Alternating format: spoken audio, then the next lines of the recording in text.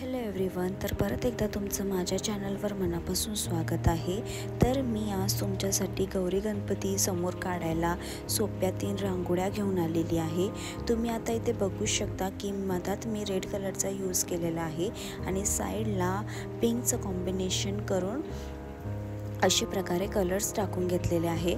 त्यानंतर फेविकॉलच्या बॉटलचा यूज केलेला आहे मी। नावं लिहायसाठी हे खूप आपल्याला इझी पडतं। त्यानंतर इथे 2 छोटे डॉट्स टाकून मी लक्ष्मीचे पाऊलं काढून घेत आहे। इथे मी फक्त बोटाचा वापर करून अशा प्रकारे लक्ष्मीचे पाऊलं काढून घेतलेले आहे। तुम्ही नक्की ट्राय करून बघा।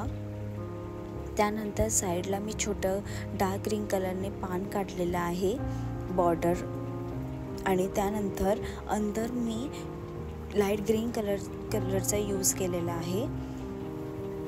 हळदी कुंकासाठी मी रेड आणि येलो कलरचा यूज केलेला आहे। वर मी छोटे छोटे डॉट्स टाकून फुलं काढून घेतलेले आहे आणि साईडला मी ग्रीन कलरचे पानं काढून घेतलेले आहे। तो व्हिडिओ माझ्याकडून रेकॉर्ड नाही झाला आहे। नंतर मी छोटे छोटे डॉट्स टाकून घेतलेले आहे बॉर्डरला आणि मूर्ती ठेवून अशी ही रांगोळी डेकोरेट केलेली आहे। अशा पद्धतीने ही रांगोळी रेडी झाली। त्यानंतर ह्या रांगोळीमध्ये मी गोल रिंगमध्ये एक रेड कलरचा यूज केलेला आहे।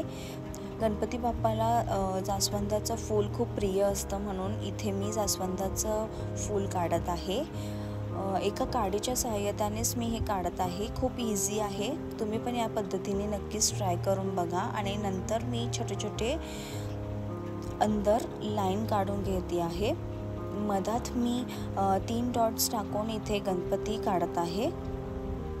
एकदम सोप्या पद्धतीचा गणपती आहे, तुम्ही नक्कीच ट्राय करून बघा। गणेश चतुर्थीला ही रांगोळी नक्की ट्राय करून बघा आणि कमेंट सेक्शनमध्ये नक्की मला सांगा कशी वाटली तर। आणि आता मी पूर्ण साईड्सला मी 3 डॉट्स टाकून पानं काढून घेत आहे। इथे मी फक्त काडीचाच यूज केला आहे, तुम्ही बघू शकता। अशा प्रकारेच हे पानं काढायचे आहे, म्हणजे ते खूप चांगले दिसतात। पुन्हा पाची साईडला मी असे 3 डॉट्स टाकून पानं काढून घेतलेले आहे।